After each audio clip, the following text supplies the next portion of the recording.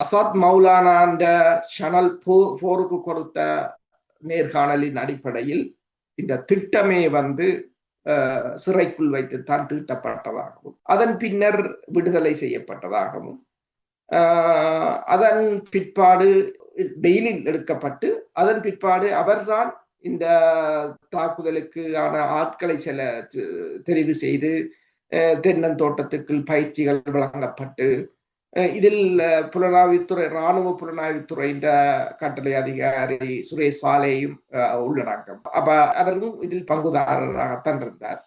அப்ப இந்த ISIS அமைப்பு என்றது உண்மையில் சிரியாவில் இருந்த அந்த அமைப்புக்கும் இலங்கையில் இருந்த அமைப்புக்கும் இவ்வளவு நெருக்கமான தொடர்புகள் இருந்தது என்பது ஒருவருக்கும் தெரியாது. இருந்தாலும் அது அவ்வளவு தூரத்துக்கு அந்த நெருக்கமான உறவுகள் இருக்கவில்லை. அங்கு வெடிக்கப்பட்ட குண்டுகள் இலங்கையில் விடுதலை புலிகளாலேயோ அல்லது இலங்கை இராணுவத்தினராலேயோ பயன்படுத்துவது இல்லை.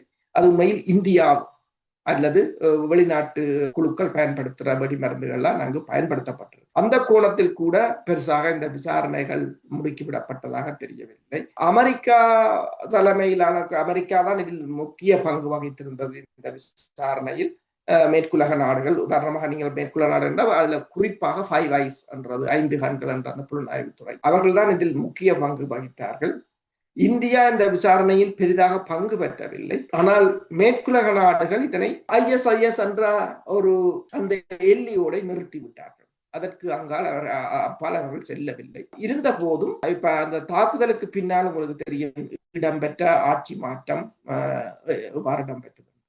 அப்ப அதன் பிற்பாடு இடம்பெற்ற சம்பவங்கள் உங்களுக்கு தெரியும். மேற்குலகத்தை பொறுத்தவரையில் அவர்கள் அதனை தங்களுக்கான ஒரு பார்கெயின் ஒரு திரும்புச்சீட்டாகத்தான் அதனை வைத்திருந்திருக்கிறார்கள்.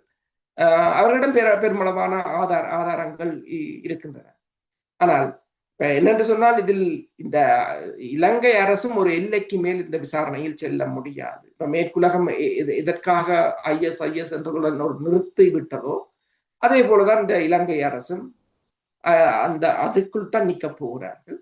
ஆனால் தாங்கள் இதனை தண்டித்தது என்பதற்காக இப்ப தண்டனை யாருக்கு வழங்கப்பட போகிறது என்றால் இதற்கு உடந்தையாக இருந்தவர்கள், இதனை தடுக்க சந்தர்ப்பம் கிடைத்தும் தடுக்க முடியாது போனவர்கள் என்ற கோணத்தில் தான் விசாரணைகள் நடக்கின்றன.